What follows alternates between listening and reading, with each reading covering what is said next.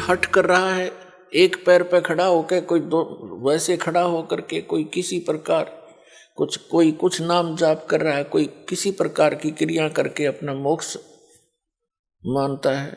ये सबसे आसान काम है मोक्ष का, लेकिन हमें मार्ग मिले, सही दिशा ठीक मिल जाए। और अब दिशा ठीक मिल गई, जिस भी महापुरुष को परमात्मा प्राप्ति हुई है, उस परमात्मा ने ही आकर उसको यथार्थ ज्ञान दिया उनको। उनमें से कौन कौन है? आदरणीय धर्मदास साहिब जी, आदरणीय मुल्कदास साहिब जी, आदरणीय नानक देव साहिब जी, आदरणीय दादू दास साहिब जी, आदरणीय गरीबदास साहिब जी, गांव छुड़ानी, जिला झज्जर वाले, आदरणीय गीसा दास जी साहिब जी, गांव खेखड़ा, जिला मेरठ, उत्तर प्रदेश वाले। ये महापुरुष हैं जिनको भगवान स्वयं आकर मिले और उस स्थान पर ले गए जहां वो सुख इस जीव को हो सकता है। और वहां अन्य जो प्राणी हैं, पहले के भक्त हैं, वहां वो कितने सुखी हैं। वह कभी वृद्धावस्था नहीं होती, कभी मरते नहीं, किसी चीज का अभाव नहीं, ऐसा सुंदर शरीर है उनका, उसमें कोई रोग नहीं। तो वो परमात्मा ने अपने गवाह बनाकर वापस छोड़े। इनके अतिरिक्त और किसी को भगवान नहीं मिला, जिस कारण से उनका विधान, उनके सिद्धांत, उनके अनुभव की जो वाणी है वो इन संतों से नहीं मेल खाती। तो इससे सिद्ध है कि इनके अतिरिक्त अन्य किसी को भगवान नहीं मिला। नहीं तो निराकार बताते परमात्मा को, किसी से पूछ लो सब निराकार बताते। और जो साकार बताते हैं कि संसार साकार है, भगवान ही है, या मनुष्य जो उनके गुरु हैं, अपने पति गुरु ही परमात्मा है, यही साकार है और वैसे निराकार है। तो ये उआ बाई का ज्ञान तब तक बोलता है इंसान जब तक उसको यथार्थ मार्ग और यथार्थ ज्ञान और सही अनुभव नहीं होता। तो उन महापुरुषों ने कैसे भक्ति की, कौन से मंत्र की? आदरणीय धर्मदास साहिब जी एक व्यापारी थे और बाल बच्चेदार गृहस्थी थे। भक्ति करी, साधारण सा मंत्र है, सिंपल वे से इसकी साधना करनी है, बिल्कुल साधारण सी भक्ति है। चलते फिरते, उठते बैठते, काम करते करते, जब भी पहले मानसिक कार्य नहीं होते थे, आजकल तो जैसे कार्यालयों में काम करते हैं, मानसिक कार्य ज्यादा बढ़ा दिए काल ने। शारीरिक कार्य होते थे, कोई भी था, कपड़ा बुनता था, कोई जूते बनाता था, और कोई हल जोतता था, कोई मजदूरी करता था। तो ये सब शारीरिक कार्य ज्यादा होते हैं। तो उसमें चलते फिरते, उठते बैठते उस परमात्मा का नाम का सिमरण करना है बस। नाम उठत नाम बैठत नाम सोवत जागबे, नाम खाते नाम पीते नाम सेती लागबे। और किसी भी सदग्रंथ ने उठाकर देख ले, जो सदग्रंथ है उन्होंने यही समर्थन दिया है कि परमात्मा का नाम काम करते करते अपना कर्म योगी बनकर भक्ति करे। और काम छोड़कर बैठ गया तो तेरा निर्वाह कैसे होगा, गीता में यहां तक कहा है। तो अब वो मार्ग आपको मिल गया है, इसको स्वीकार करो और कल्याण करा लो, बहुत आसानी से बनेगी बात। अब क्या बताते हैं परमात्मा के साथी हमारे चले गए, हम भी चालन हार, कोई कागज में बाकी रह रही, तात लगी है वार। पतझड़ आवत देख कर बन रोवे मन माही, ये ऊंची टहनी पात थे अब पीले हो जाए। पात झड़नता ये कहे सुन भई तरवर राय, अब के बिछुड़े नहीं मिले ना जाने कहां गिरेंगे जाए। तरवर कहता पात से, सुनो पात एक बात, यहां की यह रीति है, एक आवत एक जात। परमेश्वर कबीर जी ने अपनी प्यारी आत्माओं को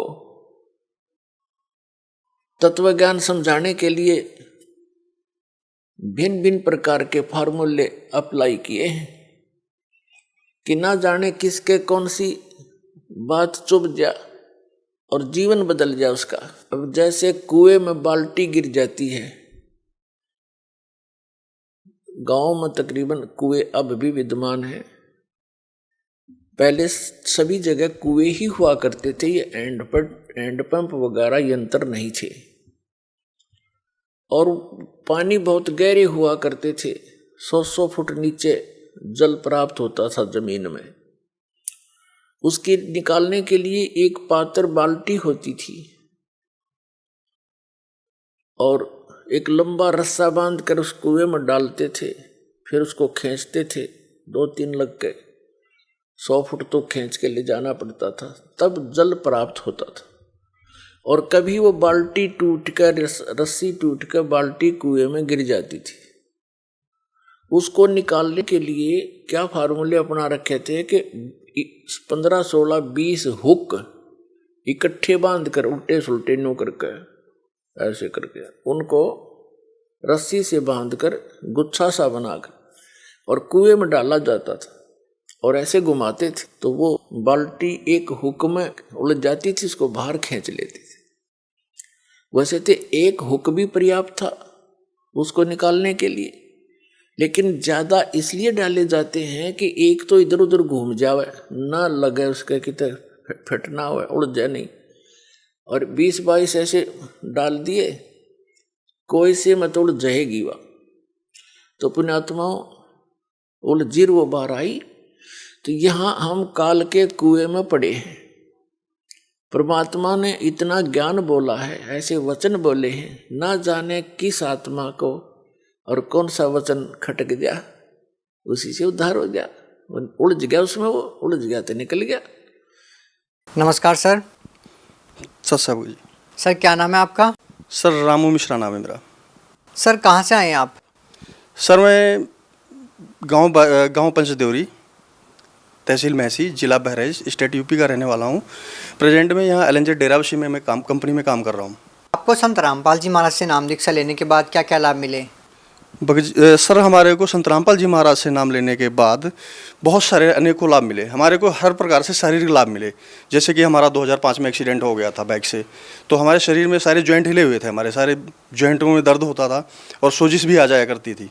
तो ये 2012 तक हम ESI हॉस्पिटल से अपना ट्रीटमेंट कराते रहे। जैसे यहाँ पे आए कंपनी में लगे, LNZ कंपनी में अपनी, तो यहाँ से भी अपना इलाज करवाते रहे, डॉक्टरों से भी दवाई से, मेडिकल से भी दवाई पकड़ते रहे।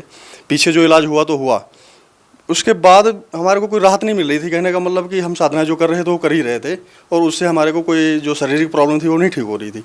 संत रामपाल जी महाराज से जुड़ने के बाद 2012 में 7 जून 2012 में फिर हमारे को ऑटोमेटिक ये सारे सिस्टम और सारे लाभ अपने आप हो गए।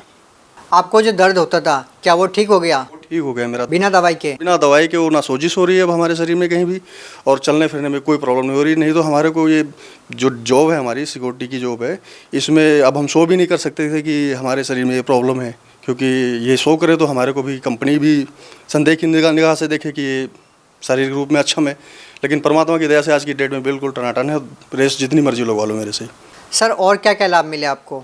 सर संत रामपाल जी महाराज की शरण में आने के बाद हमारे को 20वें दिन से ही लाभ स्टार्ट हो गया था।